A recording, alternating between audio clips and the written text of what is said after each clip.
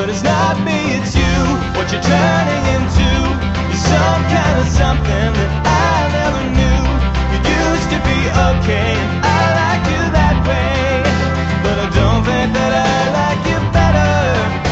No, I don't think that I like you better.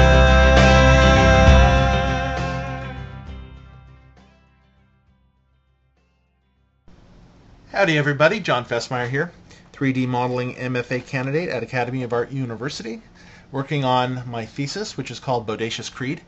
And you can read more about that in the blog or watch previous episodes of this vlog to get caught up. What I've been working on this week, well, now I'm going to be working just only on Bodacious Creed until I get him done, and then going on to the other models so that I can, be complete. What I've been working on the last few days is trying to get his this whole thing with being able to see through his cheek, with a big there being a big hole in his cheek, and being able to see into the teeth and gums and everything there. And I had several issues with it. The first, now if I bring him down to the lowest subdivision level, the first was to send him over from ZBrush, this program, into Maya. And ZBrush has a very cool way where you just bounce it over with this thing called GoZ. Sends it over to Maya in the lowest, at its lowest level. You make changes, send it back over, and all the high definition changes are definition details are applied to the model. So it's a great way to change topology and things like that if you need to. So, but what I did is I made a big hole in his cheek here, and I actually just removed faces. And then I went on to work on the interior of the mouth. Basically, the interior of the mouth now is just kind of a tube that is wider at this point and then goes down into the throat. And so I thought what I would need to do is get that hole in there and then get all that shaped into gums and tongue and whatnot to create an interior of the mouth.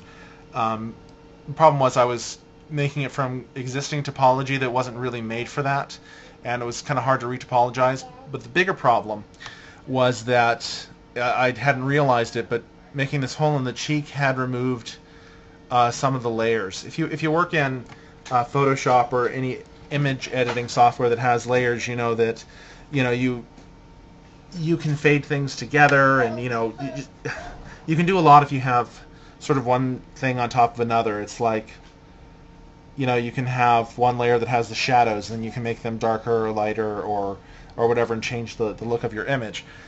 Well, similar in ZBrush, only they're sculpting layers. So for instance, this cheek wound is on a layer, and if I turn it off, that's turning off the main wounds. Actually, give me a second. No, it's fine. Okay.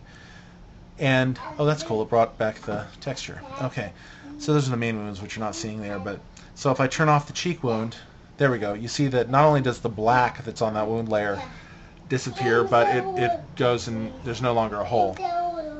So I'll turn that back on. Turn that on too. So since that was deleted, that got rid of a lot of possibility for editing that I definitely did not want to lose. So what I ended up doing is coloring this part black. It's going up to a higher subdivision level now, but I'll explain. So I colored this part. Actually, first I masked off this part, and then flipped the mask to where only this part could be worked on, and I painted it black. And then, okay, there it is. And then I pulled it in a little bit and enlarged just that area a little bit. And what that created was kind of lip over where the wounds go. And you can actually see that better if I turn off the poly paint right now. So you can see it actually makes a groove in there. So then what I'm going to do is when I get this all into Maya later is I'm going to make that black area transparent. So it will be like there's just a hole in there, and you actually see the lip going over and whatnot. So it should look much more, it should actually look more realistic than the hole I had done before. Of course, I would have sculpted it more, but okay. So that was what I decided to do to fix the cheek. And then I realized also that that the current interior of the mouth just wasn't going to work. So what I'm going to do is, instead of, I'm afraid if I delete any of it, of that interior of the mouth, I'll have the problem of losing my layers again. So instead of doing that, I'm just going to kind of shape the inside of it up and down a little bit to kind of go how the lip actually goes down and in. And then I created a brand new model for the interior of the mouth, which I'm going to show. So the trial and error stuff I did was yesterday. The interior of the mouth and the painted hole I did today. So there's gums, tongue, interior of the mouth, there's the uvula, and you can see that as I turn this around, you're seeing through areas that, so like, okay, here we can see the back of the throat, but here we're seeing through the back of the throat. That's how it should be. That has to do with the way that the polygons are facing, so that when you look into the mouth from the side of the head, you'll see this stuff, the tongue, the teeth, which I'll turn on in a moment, the uvula, but you won't see, and you'll see that the side of the mouth over here, but you won't see it over here, because also there would have been a hole blown here. So I may not even need to remove any of those polygons on this side, just because you can see through them. It's going to depend all on how it looks. So I'm going to turn all that off. Turn on the teeth. Turn that on. Oops. Turn on the teeth. Go to teeth. Turn on that. And then turn off solo. All right. So there we have the interior of the mouth like that. So I'm pretty happy with how that's coming along. So this is the resolution I have on it right now. The lowest resolution on those gums is down to there. So I'm shaping it. So yeah, and just like the interior of the mouth, it's got the, and this is coming up to the skull, how it's kind of curving here.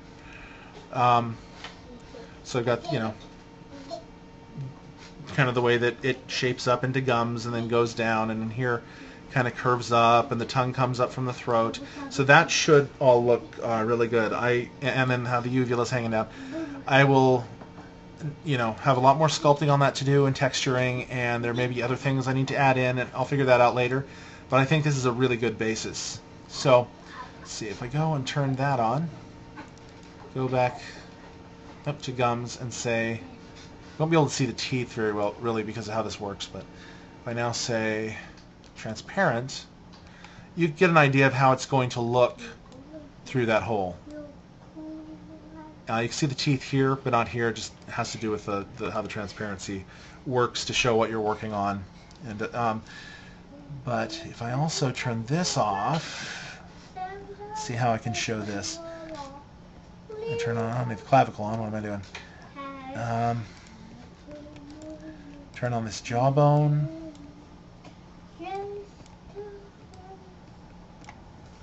Muscle there. It's part of the skull. You can also get an idea when the face is here of what's being shown and blocked. Now if I go back and show the and you can see this is blocking where the kind of the spaces are. This is going up to the zygomatic bone here. So yeah, I think that should all look pretty good when it's done. So that's one of the tough things I've been working on. Now, one sec. Okay, I've been working on this since the beginning of the semester, but I don't think I talked about this. What I ended up doing for the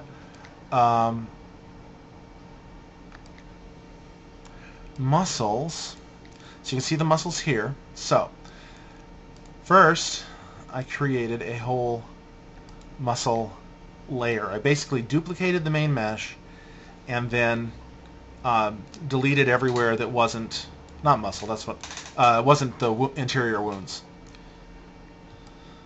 So all those interior wounds are now their own mesh. And then I worked on these together.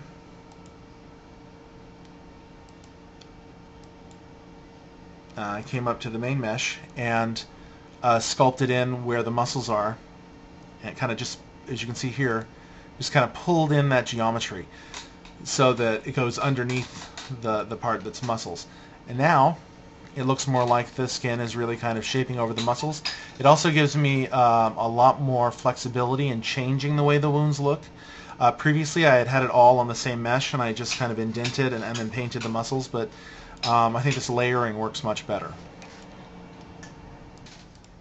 Okay, and finally I did some stitching on the chest. I created, it doesn't look right here because I am not showing it in high def. I'm HD geometry, which I will in a moment. So let me go ahead and get that rendering.